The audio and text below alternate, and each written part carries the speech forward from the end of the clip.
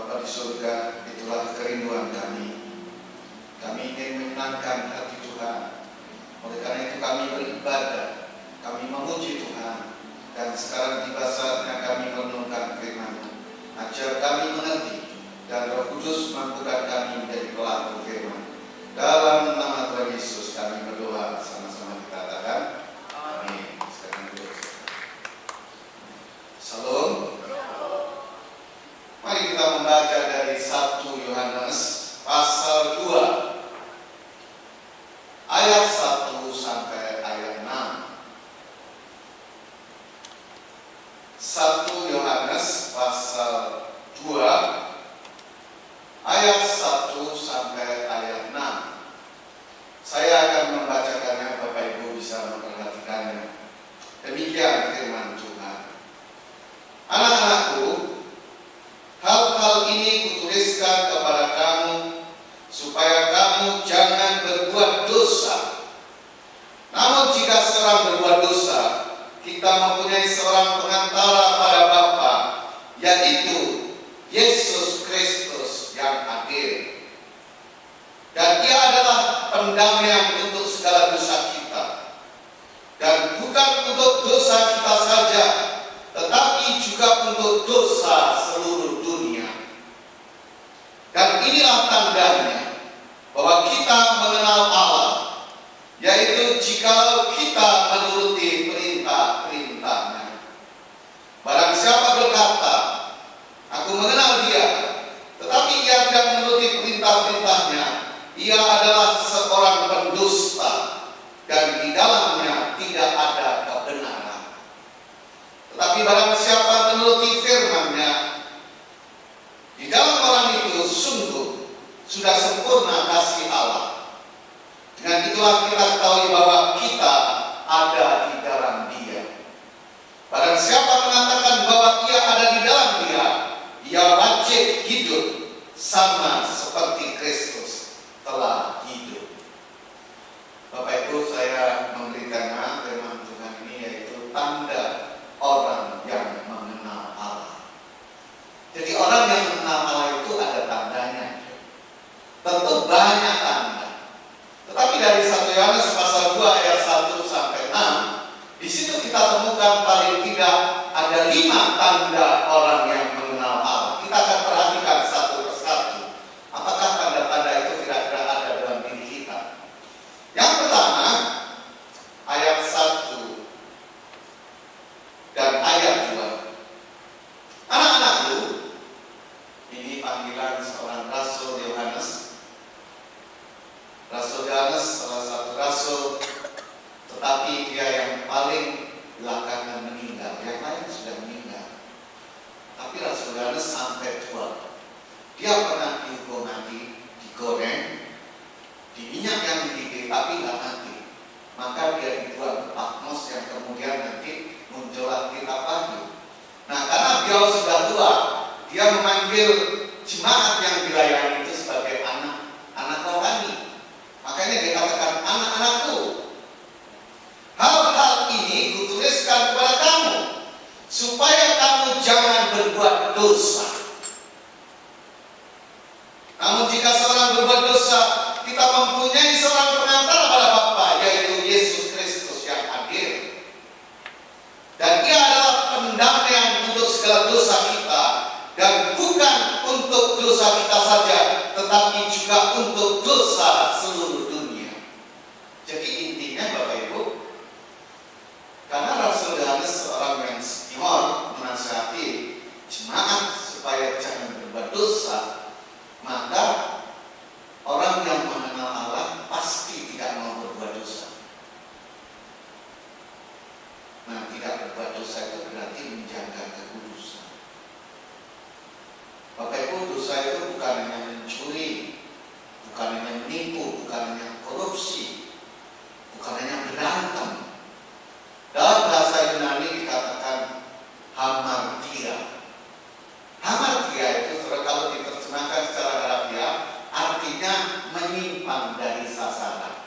Jadi kalau seorang pegang anak panah dilepaskan, menyimpang, itu disebut hamartia, dosa.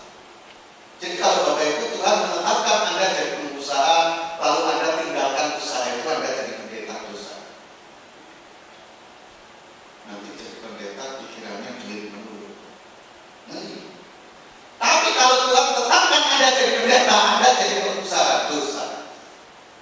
Karena menyimpang dari sasaran Tuhan. Makanya orang yang mengenal Allah, dia tidak mau berbuat dosa. Dia selalu menjaga kekudusan. Bapak Ibu ingat, berkat Tuhan itu kudus. Kalau kita hidup kudus tanpa mengejar-ngejar berkat, pasti berkat.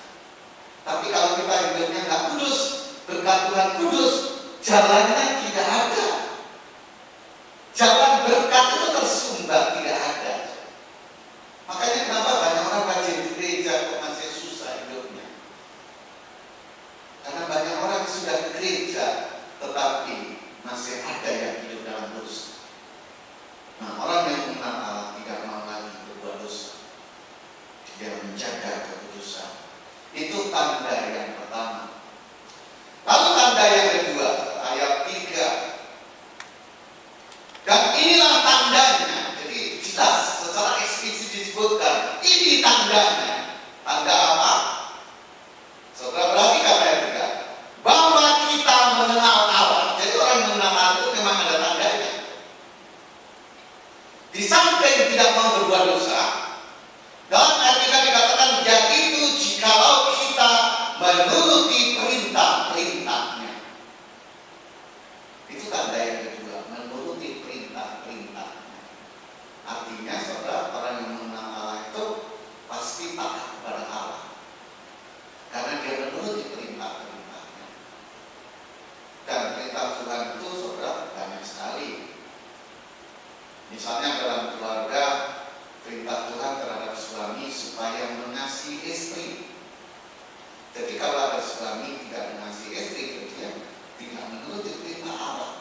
Kalau dia tidak menuruti perintah Allah, dia belum mengenal Allah.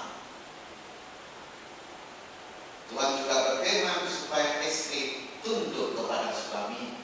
Itu perintah Tuhan. Jadi kalau ada istri berusaha menundukkan suami, itu sama dengan mengkudeta Tuhan. Tidak menuruti perintah Allah. Nah, anak-anak juga harus menghormati ayah dan ibu. Jadi kalau anak-anak tidak menghormati ayah dan ibu, mereka membantah. Tidak sedikit anak-anak yang malas ibunya dijadikan pembantu. Ibunya minta tolong, dia tidak mau. Anehnya biasanya anak-anak yang malas itu kalau minta duit paling rajin. Nah, kalau dia tidak menuruti perintah Allah, dia itu tanda-tanda belum mengenal Allah. Jadi Bapak Ibu masih punya tugas untuk memperkenalkan siapa Tuhan itu. Kadang-kadang orang tuanya cinta Tuhan, tapi anak-anak diajak ke gereja begitu sulit. Orang tuanya sudah siap, anaknya belum mandi.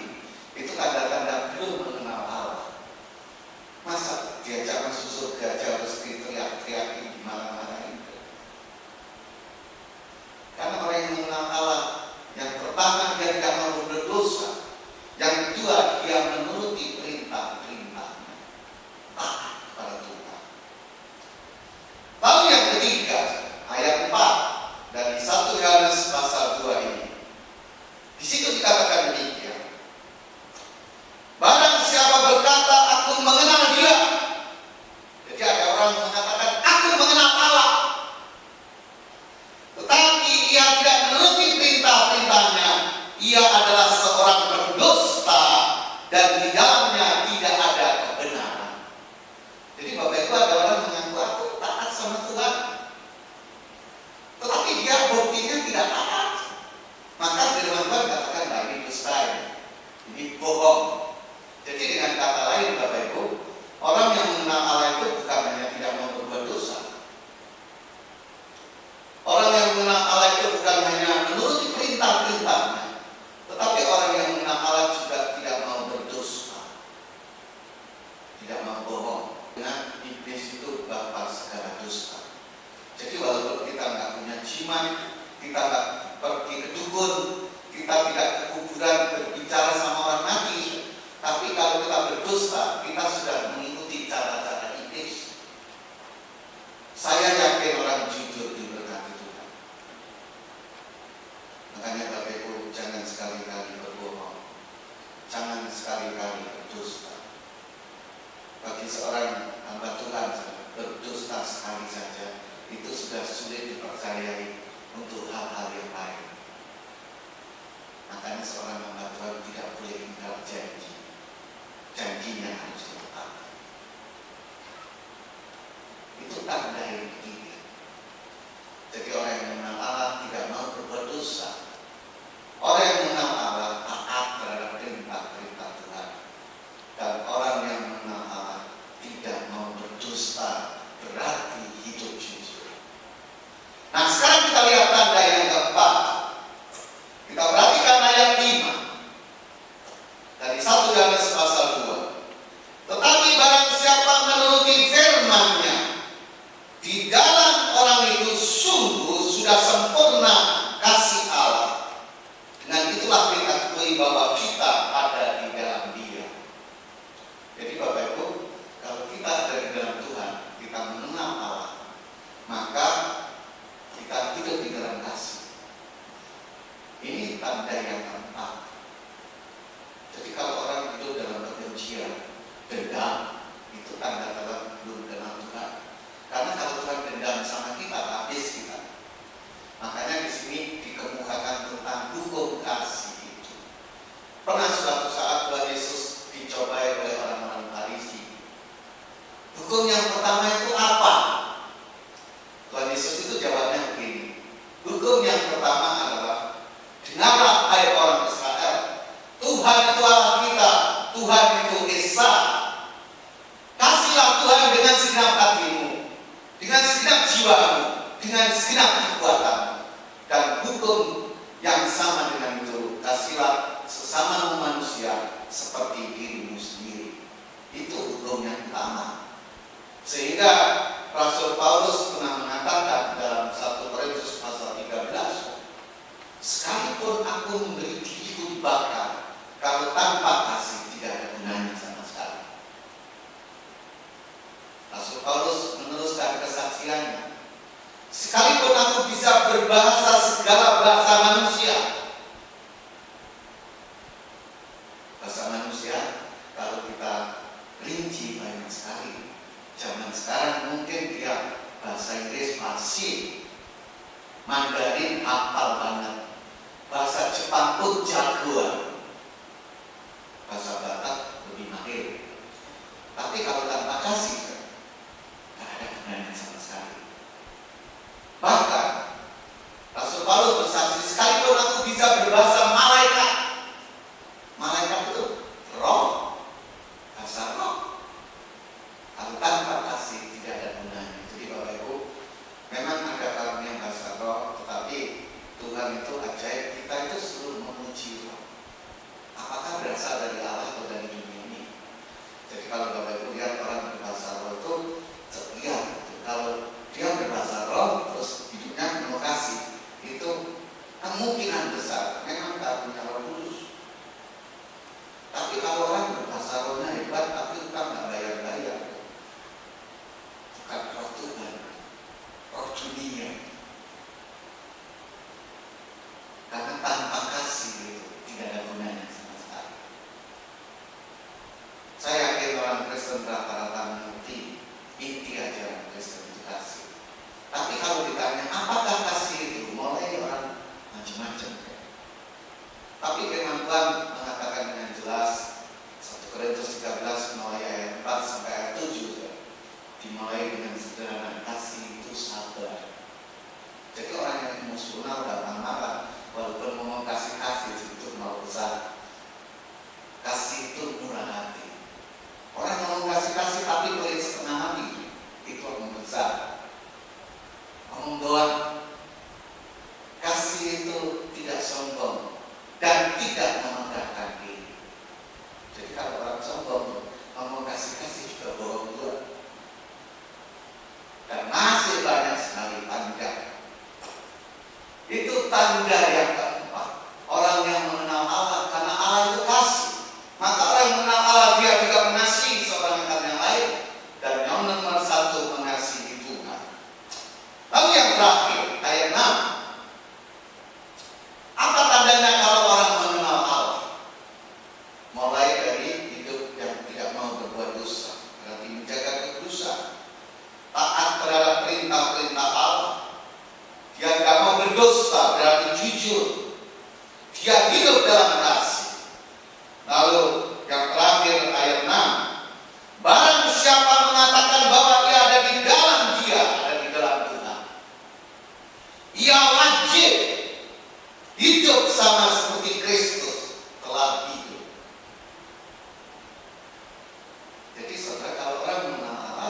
wajib hidup seperti Kristus tadi. Jadi intinya saudara, orang yang mengenal Allah ya hidupnya itu berpusatkan pada Yesus. Kalau saudara sakit ke gereja ingin didoakan supaya sembuh, tentu boleh. Tetapi kalau orang hanya ingin sembuh, nggak mengenal siapa yang menyembuhkan, tujuan belum tercapai. Bapak Ibu ke gereja ingin didoakan supaya pekerjaannya diberkati, boleh. Tetapi kalau kita tidak mengenal siapa sumber berkat itu, berarti belum tercapai. Ini penting. Makanya orang yang mengenal Allah hidupnya berpusatkan pada Yesus. Saudara, saya pernah ditanya orang yang belum kenal Yesus. Mereka itu heran sama orang Kristen. Mereka tanya gini, kok orang Kristen itu menjadikan manusia jadi Allah? Kok manusia jadi Allah? Apa nggak keliru itu? Kan Yesus itu manusia, bapak ibunya jelas. Ada Yusuf, ada Maria. Dia pernah dilahirkan. Dia kecil, dia besar. Dia ngantuk, dia tidur. Dia marah, dia makan. Lalu dia mati. Kan manusia ya. Kenapa manusia jadi Tuhan? Saudara, dalam iman Kristen tidak ada ajaran manusia jadi Tuhan. Yang ada justru Tuhan jadi manusia. Karena kalau Allah tidak jadi manusia, manusia tidak mengenal Allah. Karena Allah itu bertata surga. Siapa yang bisa pergi ke surga? Tidak ada. Makanya Allah turun ke bumi jadi manusia, itulah Yesus. Kalau Yesus bukan Allah, dia tidak boleh disembah. Makanya orang mengenal Allah hidupnya berpusatkan pada Yesus. Saya yakin kalau orang mengenal Yesus, dia punya segalanya. Yesus cukup bagi kita. Karena dialah tabib yang menyembuhkan. Dialah guru yang mengajar kita. Dialah juru selamat yang mengampuni dosa-dosa kita. Jadi Bapak Ibu, apapun kerinduan kita, kita harus ingat yang bisa memberi jawaban itu Tuhan Yesus. Jadi Bapak Ibu tidak salah kalau saudara sudah percaya Yesus, itu anugerah yang besar. Maka orang yang mengenal Allah hidupnya berpusatkan pada Yesus.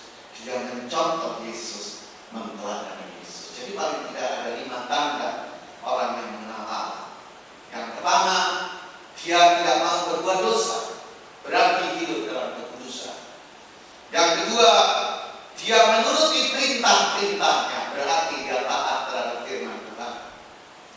Yang ketiga, dia tidak mau berdosa, berarti hidup jujur. Yang keempat, dia hidup dalam kasih. Dan yang kelima, orang yang mengenal Allah hidupnya berpusatkan pada Yesus. Dan Yesus yang mempunyai surga. Maka orang yang hidupnya berpusatkan pada Yesus, endingnya akan masuk surga. Mari kita berdoa. Bapa di surga, kami mengucap syukur meteraikan firman-Mu dalam hidup kami, supaya kami tidak hanya mengaku-ngaku sebagai orang yang mengenal Allah, padahal kami tidak taat pada firman-Mu. Malam ini Tuhan, kami mau belajar taat. Kami mau meninggalkan segala dosa-dosa itu. Kami mau hidup di dalam kasih. Kami tidak mau berdosa, dan kami mau Yesus